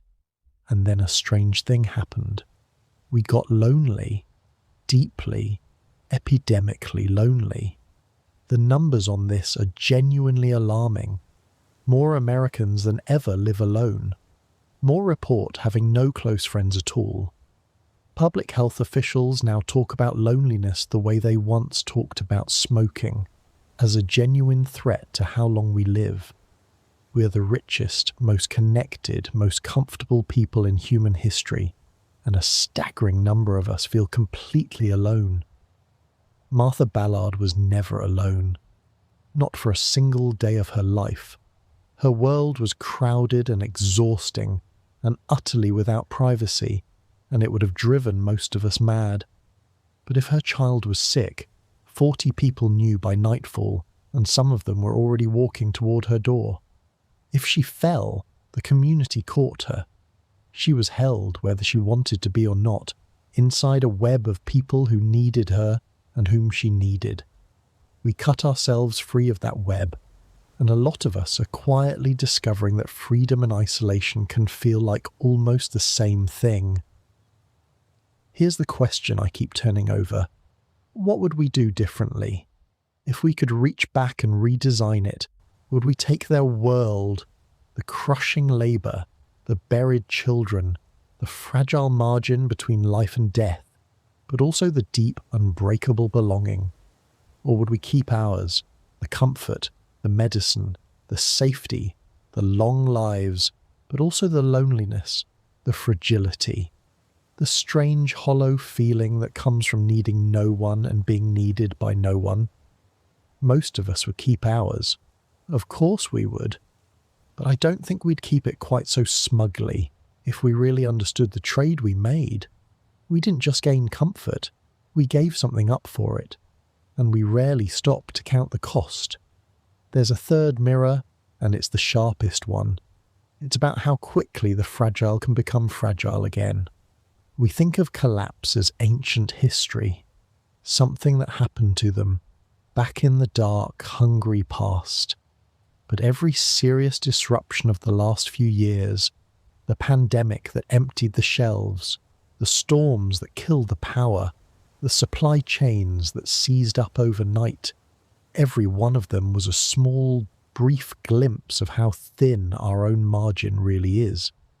For a few weeks in 2020, modern Americans stood in front of empty store shelves and felt something Martha Ballard felt every single winter. The cold arithmetic of not knowing if there'd be enough. It passed for most of us. The shelves filled back up. The lights came back on. We forgot quickly, the way we always do. But the people of 1790 never got to forget, because for them it never passed. That fragility was simply the water they swam in their whole lives, and maybe that's the real gift they can give us across all those years.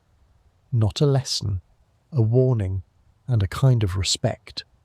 The warning is that comfort is not the same as security, and that a society can be enormously rich and still be one hard winter away from remembering what it forgot.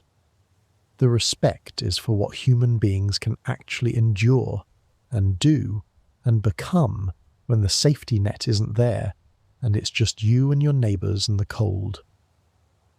Because here's the thing, those people are not some alien species, they're us, the same DNA, the same capacity for love and courage and endurance. We haven't lost the ability to be who they were. We've just never been asked to use it.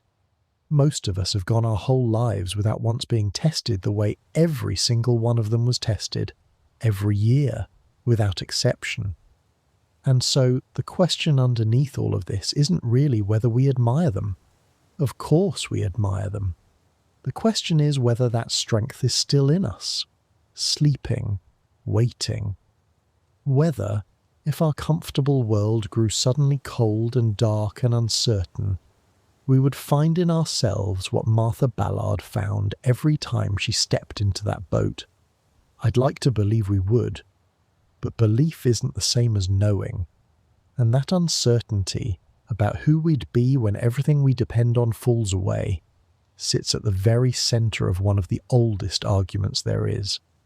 An argument that historians and thinkers are still having right now, about whether these people were better off than us, or we than them, and it doesn't have the answer you might expect. So were they better off than us, or are we better off than them? It sounds like a simple question. It isn't, and the people who spend their lives studying this era don't agree on the answer. Let me lay out the argument fairly, because both sides are stronger than you'd think. Start with the case that we are, obviously, far better off. And it's a powerful case. Look at the children. In 1790, something close to half of all children died before reaching adulthood. Half. Today, in America, childhood death is so rare that when it happens, it makes the news. We stopped losing our children. That alone might be the single greatest improvement in the entire human story. Look at the mothers. Childbirth, which killed young women by the thousands in Martha Ballard's day, is now, for most Americans, survivable, safe, routine. The thing that women once walked toward like an execution, they now walk toward with reasonable confidence they'll come home. Look at the lifespan.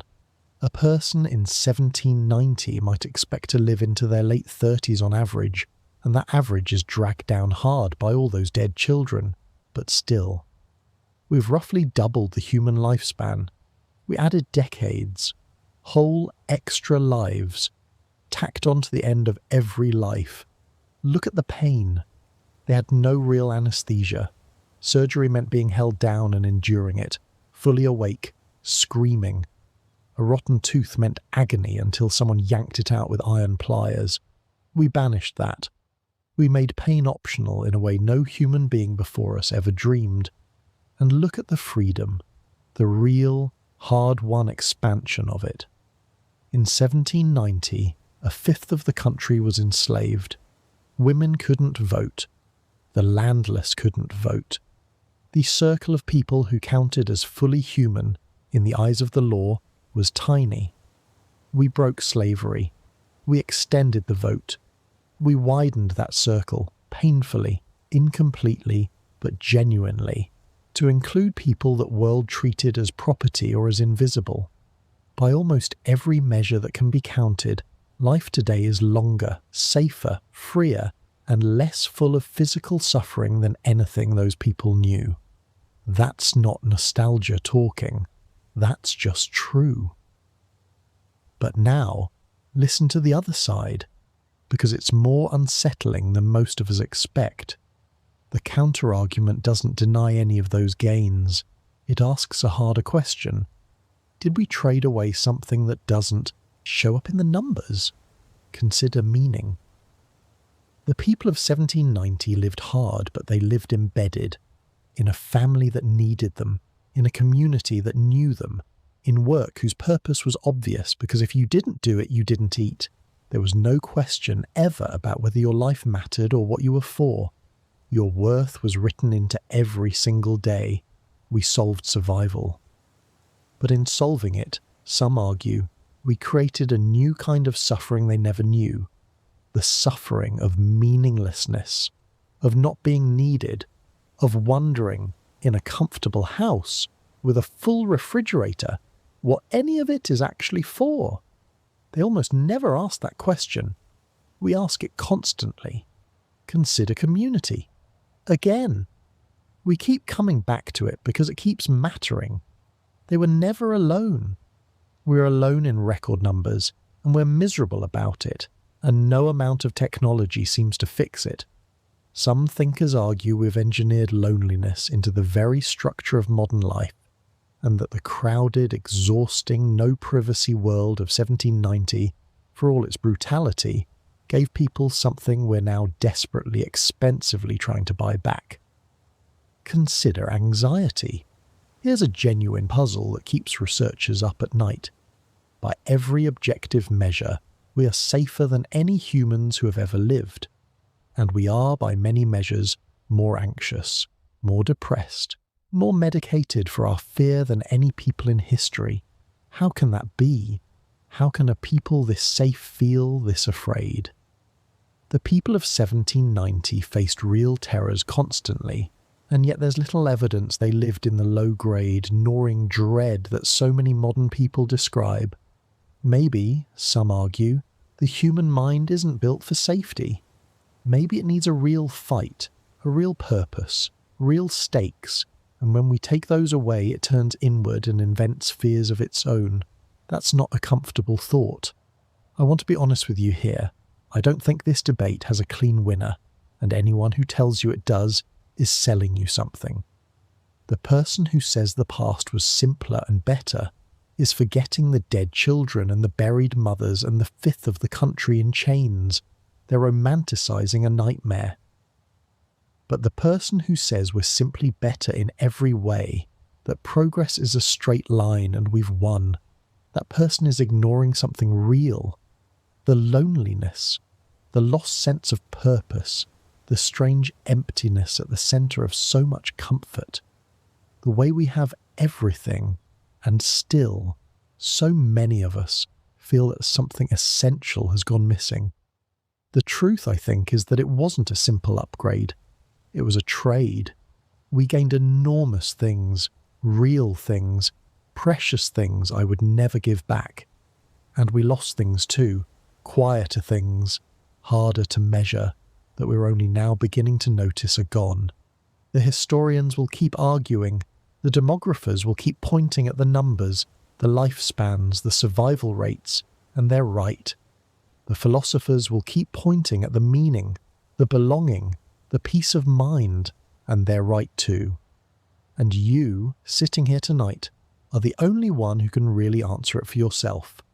If you could choose, truly choose, a short, hard, embedded life, surrounded by people who needed you, in a world that would probably bury some of your children, but never once let you feel alone or purposeless, or a long, safe, comfortable life, with all your children likely to outlive you, and every physical need met, but lived out in a quieter kind of solitude, asking yourself sometimes, in the middle of the night, what it's all actually for. Which would you choose? Sit with it. Really sit with it. Because your answer says more about what you believe a human life is for than almost any other question I could ask you. And whatever you decide, one fact remains, waiting for us on the other side of all this comfort. The world those people built, brick by brick and grave by grave, is the world we inherited. Every law we live under, every freedom we take for granted, every institution that holds our lives together, all of it grew out of that fragile, brutal, extraordinary founding. They didn't just survive their world, they built ours. And it's time to see exactly how.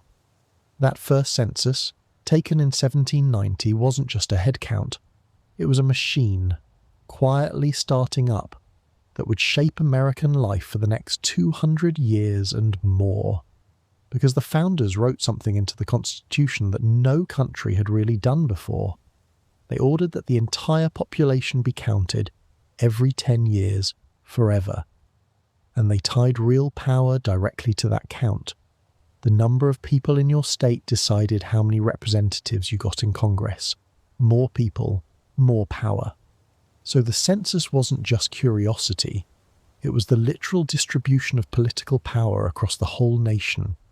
That count still runs today, every 10 years, exactly as they designed it.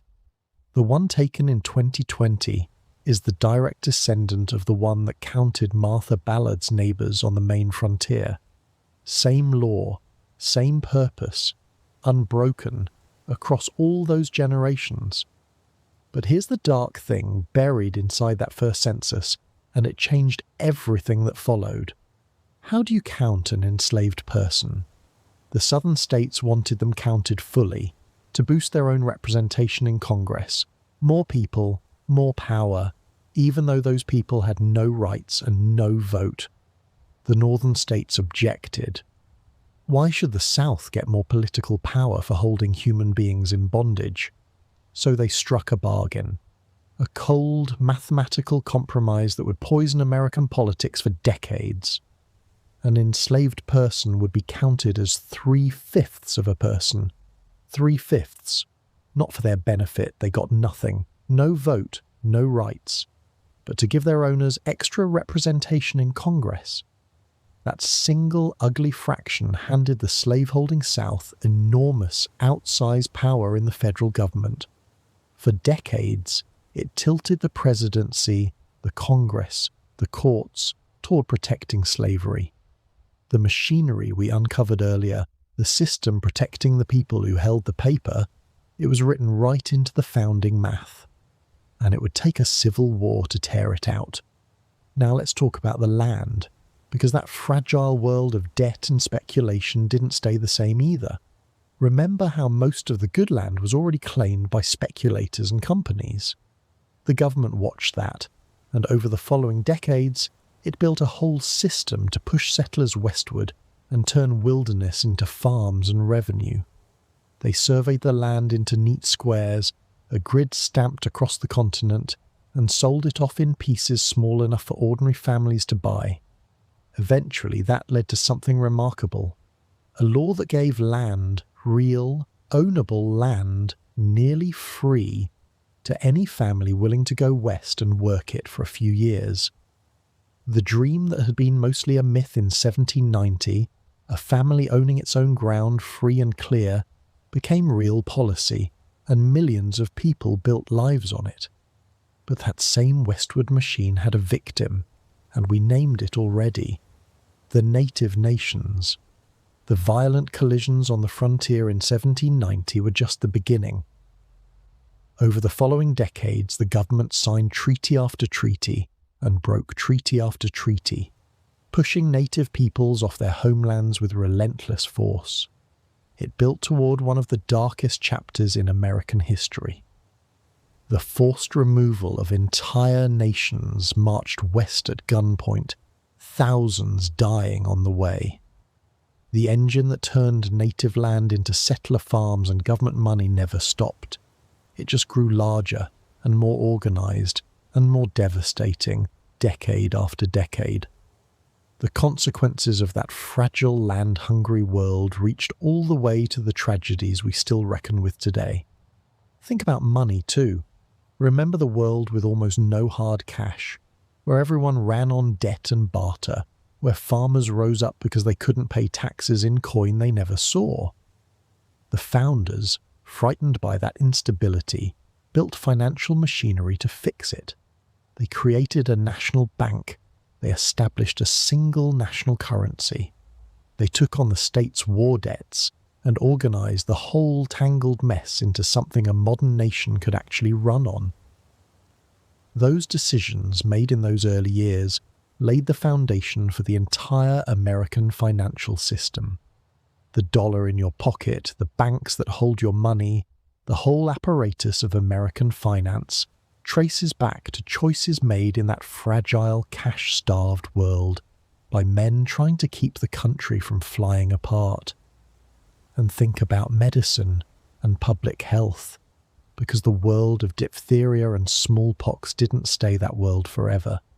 The terror of those epidemics, the helplessness Martha Ballard felt watching children choke and die, eventually drove one of the great transformations in human history. Within a few years of our story, a doctor in England would prove that a mild infection could protect against deadly smallpox, the first real vaccine. It spread to America, and over the following century, the slow, grinding advance of medicine, sanitation, and public health began to push back the very killers that made life in 1790 so fragile. The clean water we drink without a second thought, the vaccines that emptied out the graveyards full of children, the understanding of germs that no one in Martha's world possessed. All of it was the long answer to the suffering we watched in that frozen settlement. We didn't inherit the safety, we built it on top of their losses. Every one of these systems, the census, the financial machinery, the westward expansion, the slow conquest of disease, grew directly out of the conditions and the choices of that founding world. The people of 1790 were not living at the end of a story. They were living at the very beginning of ours.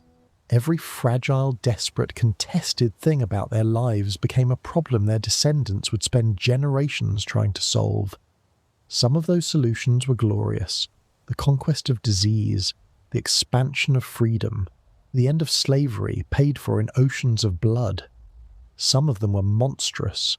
The removal of the native nations, the 3/5 compromise that entrenched human bondage in the nation's founding law. And some are still unfinished, still being argued over, still shaping the country you live in right now. But none of it came from nowhere. It all grew from the ground we've been standing on this whole time. That cold, crowded, fragile, extraordinary world of 1790. The consequences rippled outward for centuries, but consequences are only half the story. Because the deeper question isn't just what those people built, it's how the building of it changed who they were, how a nation of frightened, struggling, fragile people slowly became something new, and how that transformation is still, quietly, going on inside all of us. Something changed in the American character over the years that followed, slowly, almost invisibly. The way a child grows so gradually that no one watching day to day can see it, until one morning you realize they're someone new, Start with the people themselves. Start with a family like Martha Ballard's. Her children and her children's children would live in a country their parents could barely have imagined. Some of them went west onto that surveyed land, chasing the promise of ground they could finally own. They carried with them the skills of that fragile world, the knowing how to build, to grow, to endure, and they poured those skills into a continent that was opening up faster than anyone could follow. The children who survived that brutal childhood mortality grew into a generation of builders. They laid roads, they dug canals, they raised towns where there had been forest, and they did it with the same stubborn, communal, hold-each-other-up spirit we watched in that frozen settlement, only now aimed at something vast. The web of neighbours that once just kept a family alive through winter became the engine that built a nation. But the transformation ran deeper than roads and towns. It ran through how Americans thought of themselves. In 1790, most people's whole world was the distance a horse could carry them before dark. They were of a place, a town, a valley, a congregation. The idea of being an American, in any deep felt sense, was brand new and thin and abstract. Over the following decades, that changed. The roads and the canals and eventually the railroads knit the scattered communities together. Newspapers spread the same stories to distant towns. People who had never travelled beyond their county began, slowly, to feel part of something enormous. A single country, a shared story. The lonely valley became a thread in a national fabric, and that shift, from being of a place to being part of a nation, is one of the deepest transformations in the whole American story. Then came the reckoning, because that contradiction we uncovered, the two Americas, the free and the enslaved, could not hold forever. For 70 years after that first census, the country grew and prospered and expanded west, all while carrying the unbearable weight of slavery at its core. The tension we watched building in 1790 tightened, decade by decade, until it finally snapped. The Civil War tore the country apart. More Americans died in it than in any war before or since. Brother against brother, in fields that ran red, over the very contradiction the founders had chosen not to resolve. And when it was over, the enslaved family in that cabin, the other America we walked through, was finally, legally, free. It took a war. It took hundreds of thousands of lives. It took 4 generations from that first census to that terrible resolution. But the reckoning came. The nation that had counted human beings as 3/5 of a person amended its own founding law to declare them free and equal. The transformation was written in blood, and it was real, even as the struggle it began continues in different forms right up to today. Think about what that means for who we became. America didn't stay the country it was in 1790. It couldn't. A nation founded on such a violent contradiction was always going to have to choose eventually which of its two selves it would become. The self of the beautiful words, all men created equal, or the self of the ledger, human beings counted as property. It chose, at last, at horrific cost, the words, incompletely, imperfectly, with work still unfinished to this day, but it chose. And that choosing, that long agonizing turn toward its own stated ideals, is maybe the truest thing about the American character. Not that we started out just, we didn't, but that we built into our founding a set of promises so large that we could never quite live up to them, and then spent our whole history being pulled forward by the gap between what we said and what we were. That gap has been our torment, and it's also been our engine. Every movement for justice since has reached back and grabbed those founding words, all men created equal, and said, "You wrote this. Now live up to it." The enslaved who ran for freedom, the women who demanded the vote, every generation that came after, pushing the country to become what it claimed to be. They were all, in a way, finishing the argument that started in that fragile founding world. And look at what happened to the fragility itself. The world where half the children died, where a fever could empty a house, where a bad winter could starve a family. That world was slowly, painstakingly dismantled. Not by any single hero, by generations of people building the systems we now take for granted. Clean water, public schools, hospitals, vaccines, laws that caught people when they fell. The safety that Martha Ballard never had, we constructed piece by piece over 2 centuries on the foundation of her losses and the losses of millions like her. That transformation from a world where survival was never guaranteed to a world where most Americans can simply assume they'll live is the quiet miracle underneath all the noise of our history. We stopped burying our children. We forgot almost entirely what it felt like to live one bad season from ruin. We became, without quite noticing, the first Americans in history to take survival for granted. And that too changed who we are. It freed us. It made possible everything we now do with our long, safe lives, all the art and the science and the striving. But it also perhaps softened us, distanced us from the ground, left us, as we saw in that mirror, strangely fragile in our very comfort and strangely lonely in our very freedom. So this is the Ark, a nation of frightened, struggling, fragile people, embedded in tight communities, living one bad winter from disaster, carrying a monstrous contradiction at its heart. And across 2 centuries, it became something new, larger, safer, freer, more connected and yet more alone, endlessly powerful and endlessly restless, still arguing, still reckoning, still reaching for promises it made before it had any right to make them. That's not just the story of a country, it's the story of a transformation still going on right now in the choices we make and the arguments we have and the kind of Americans we decide to be. And hidden inside that whole long arc is a single quiet piece of wisdom. Something those fragile, enduring people knew in their bones that we, in all our comfort, have very nearly forgotten, and it might be the most important thing they left us. There's a single thread that runs through everything we've walked through tonight. The family at the fire, the midwife on the ice, the neighbours in the lean weeks, the enslaved family keeping their humanity alive against a system built to crush it. And when you pull that thread, when you follow it all the way down, you find something the people of 1790 understood so completely they never even had to say it out loud. They needed each other. That's it. That's the whole thing. Sounds almost too simple. But sit with it, because we've spent this entire evening circling it from every direction, and it keeps turning out to be the answer. Why did anyone survive that brutal world? Because they were held by other people.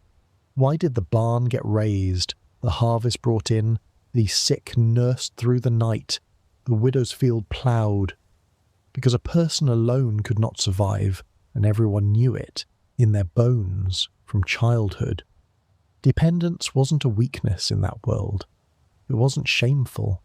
It was simply the truth of being human, out in the open, where everyone could see it. You will need help. You will need to give help. Your life is bound up with the lives around you, and there is no pretending otherwise. Now look at what we've done with our wisdom. We built a whole civilization on the opposite idea. Independence, self-reliance, standing on your own 2 feet, needing no one. We made not needing help into a virtue, maybe the highest virtue we have. We admire the person who does it alone.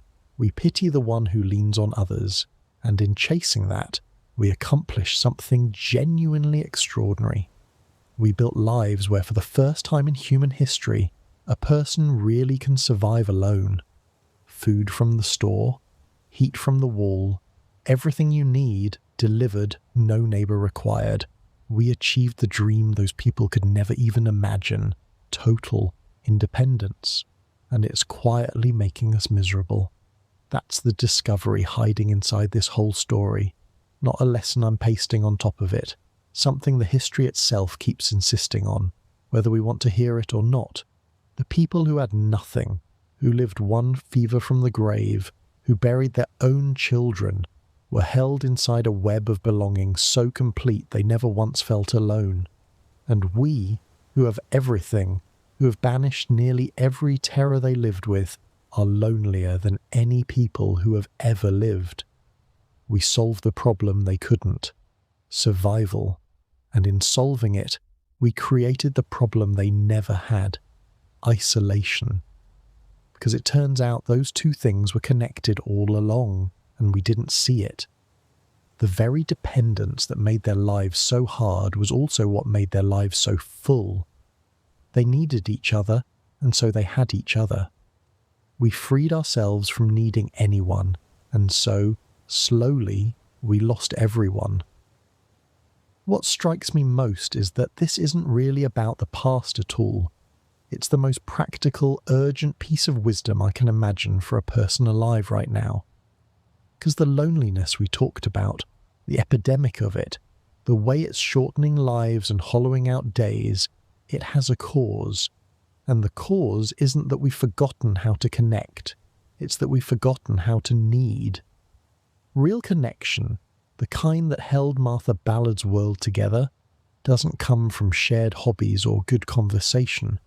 It comes from need, from actually depending on each other, from being the person someone calls at midnight and having someone to call. You don't build that by being self-sufficient. You build it the way they did, by showing up, by owing and being owed, by letting people carry you sometimes and carrying them in return, by weaving yourself deliberately back into a web you were taught your whole life to stay free of. The people of 1790 would find our loneliness baffling, not because they were wiser than us, they weren't, but because they never had the luxury of forgetting the one thing we've forgotten. That a human being is not meant to stand alone, that we are, at the root, creatures who survive by holding on to each other. They knew it because their lives depended on it, every single day. We get to choose it, which is harder, in a way, because nothing forces our hand. No fever, no failed harvest, no barn that needs 40 pairs of hands by nightfall. We have to choose belonging on purpose, against every message our comfortable world sends us, and most of us never quite do. That's the wisdom. Not romantic, not comfortable, just true. The richest thing those poor, struggling people had was each other. And the poorest thing about our rich, safe lives is how alone we've let ourselves become. They can't teach us how to grow our food anymore, or start a fire with flint and steel, or deliver a baby by candlelight. We don't need those skills, but they can teach us the one thing we've lost, that we actually still need. How to belong to each other. How to need and be needed without shame. How to build a web on purpose before the hard winter comes. Because a hard winter always comes, for every life, in some form. And when yours does, all the independence in the world won't warm you. Only the people who show up will. That's what they knew. That's what they left us. And it changes something, doesn't it, about how you see them now. These weren't just people we're grateful to or people we feel sorry for. They were, in the one way that matters most, richer than we are. And that raises the deepest question of all. Not what we inherited from them, but who we became, and whether in becoming it, we're still truly their children at all. Who are we really to those people? It's worth asking, honestly, because we throw the word around so easily. Ancestors, founders, our forefathers, our heritage, our roots. But stand in that frozen settlement for a moment, beside Martha Ballard, and look at yourself the way she might. Would she even recognize you as her descendant? You, who have never been truly cold, never truly hungry, never buried a child, never once in your whole life doubted that you'd eat tomorrow. Would she see herself in you at all? I think she would, but not where you'd expect, not in the comfort. The comfort would baffle her, maybe even frighten her a little. The way we live surrounded by abundance and still find things to fear. She'd see herself in something quieter, in the moments when you show up for someone, when you sit with a friend who's falling apart and there's nothing you can do but stay, when you drop everything because someone you love is in trouble, when you give without calculating what you'll get back. That impulse, that reflex to hold each other up, that's her.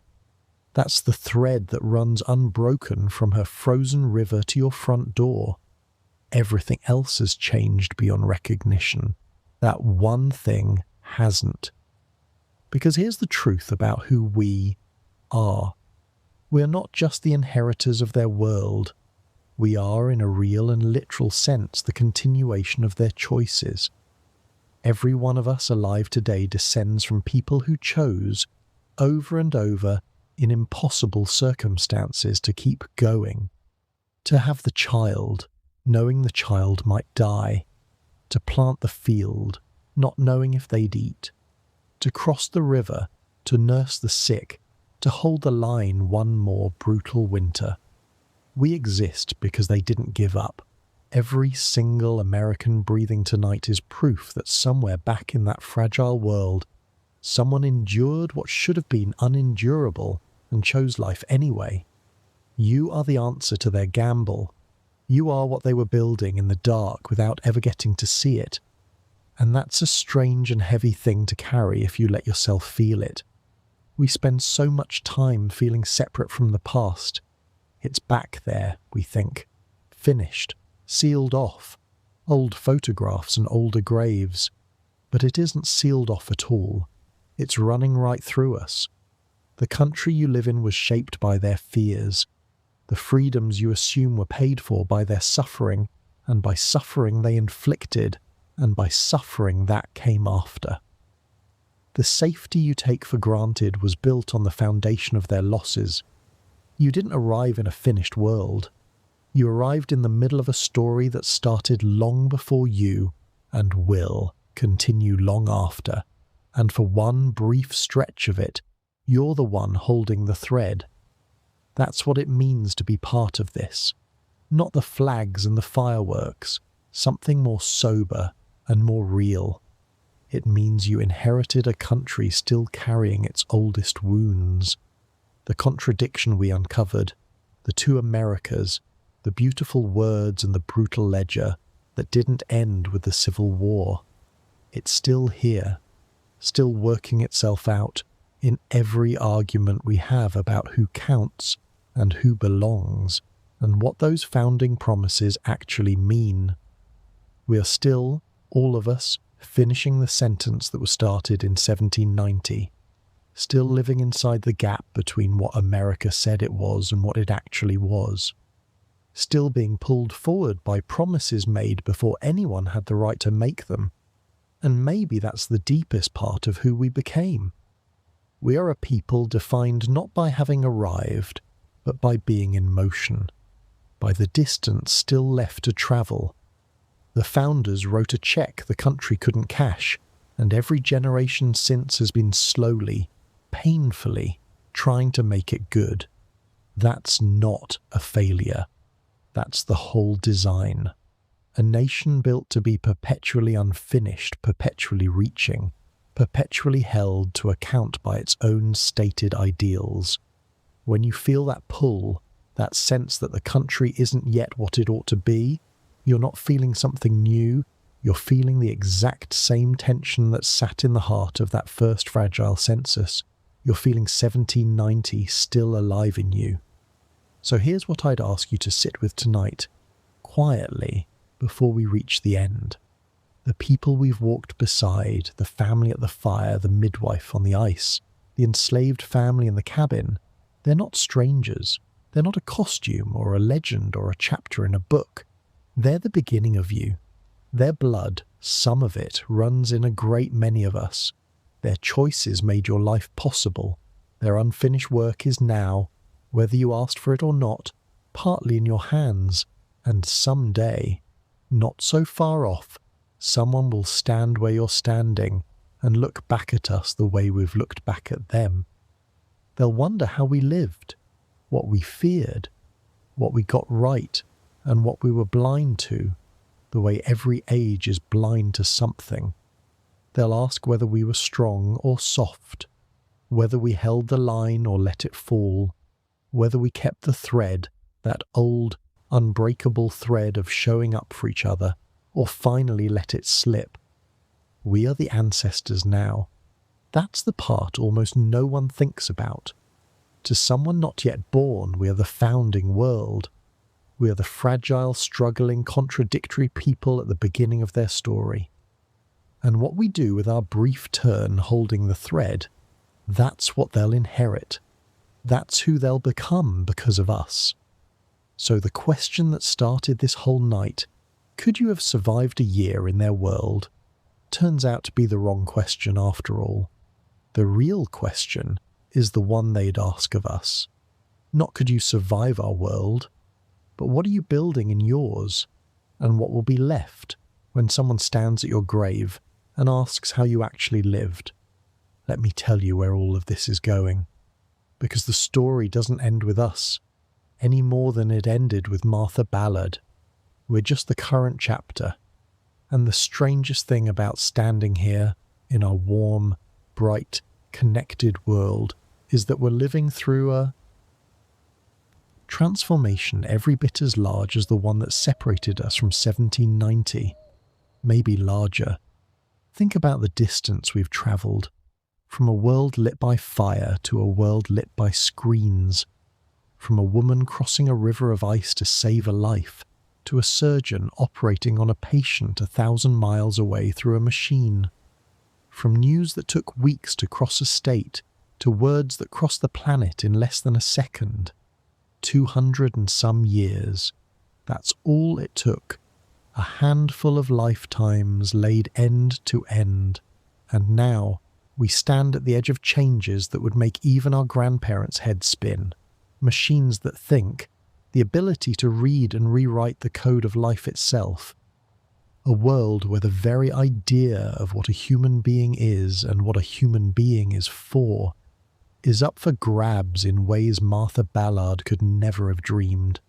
She worried about surviving the winter. We're beginning to wonder whether our children will even recognize the world we hand them. And here's the thing that should stop you cold. Every generation believes it's the permanent one. The people of 1790 couldn't imagine us. The comfort, the medicine, the loneliness, the screens. To them, our lives would look like sorcery, and in some ways like a warning. And we can't imagine what's coming either. The people who will look back at us from 100 years out, from 200, they'll see us the way we see that fragile founding world. Primitive, fragile, blind to things that will seem obvious to them. They'll marvel that we let people die of things they've cured.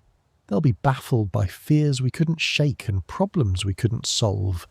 And they'll wonder, the way we've wondered all night, how we actually lived, what we felt, what it was like to be alive right now at this particular hinge of history, not knowing what came next. We are, to them, the past. We're already becoming the story someone else will tell. And that changes the meaning of everything we've walked through tonight. Because if you felt, at any point, a kind of tenderness toward those people, that family at the fire, that midwife in the dark, that ache of wanting to reach back and tell them it mattered, that they weren't forgotten, then understand this. Someone will feel that toward you. Someone not yet born will look back at your fragile, struggling, comfortable, contradictory life and feel that same tenderness, that same wish to reach across the years and say, I see you. I know it was hard. Thank you for holding the thread. We're all, every one of us, somebody 1790. We're all the fragile beginning of a story we'll never get to see the end of, and maybe that's the real inheritance those people left us. Not the census, or the laws, or the systems, though they left us all of that. The deepest thing they left us is simpler. They showed us how to live inside a story bigger than ourselves, how to build things you'll never see finished, how to plant fields whose harvest belongs to someone else, how to cross the river in the dark, not because you're sure you'll make it, but because someone on the other side needs you, and that's reason enough. They didn't know they were founding a nation. They were just trying to survive the winter and love their children and help the neighbour down the road. The greatness wasn't in the grand design. It was in the small, daily, stubborn acts of ordinary people who never knew that history was watching, because it wasn't yet. History was just their Tuesday. The same way, right now, tonight, you're living the raw material that will someday become history. Your ordinary day, your small kindnesses, your quiet endurance, the people you show up for, the thread you keep or let slip. None of it feels like history while you're living it. It never does. It just feels like life. But that's exactly what their lives felt like too. Just life. Just Tuesday. Right up until it became the founding world we look back on with wonder. So the next time your own world feels fragile, and it will, the next time the lights flicker, or the shelves empty, or the winter comes in some form you didn't expect, remember them.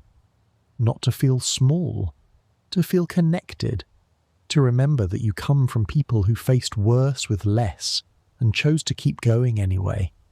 That endurance is in you, that capacity to hold the line, to hold each other. It didn't die out. It's just been sleeping, waiting, the way it always waits, for the moment it's needed again, and it will be needed again. It always is. Somewhere out there, in a future we can't see, a person will stand in the ruins of something, or the beginning of something, and they'll draw on a strength they didn't know they had, and that strength will be, in part, ours, passed down. The same way Martha Ballard's was passed down to us, an unbroken chain of ordinary people in fragile worlds, choosing to endure and to care and to show up across all the winters of all the years. That's the story. It didn't start in 1790. It started long before, and it runs straight through that frozen settlement, straight through us, and out into a darkness on the far side that none of us will ever see. We only get to hold the thread for a little while, and then we hand it on. So here we are, you and I, at the end of the night. You've walked through a vanished world. You've stood at the fire, crossed the ice, felt the cold and the hunger and the grief and the fierce, quiet love that held it all together. You know now how they lived. But the question that lingers, the one that should stay with you long after the screen goes dark, isn't really about them anymore. It's about the person who, 200 years from now, will try to imagine how you lived. They'll wonder what it was like to be alive right here, at the edge of everything, not knowing what came next, and in a house lit by a glow those founding people could never have imagined, warm against a winter they'd have found miraculous, safe in a way they never once were. I hope, when that distant someone looks back, they find that we too knew how to hold the thread. Tonight, we walked slowly through America in 1790. The fire, the frozen river, the fragile world they somehow endured, and we found the thread that still runs through us, the quiet strength of ordinary people holding each other up. That's the kind of story we tell here, gently, in the dark. This is whispered history. Rest easy tonight, and when you're ready, another quiet story will be waiting.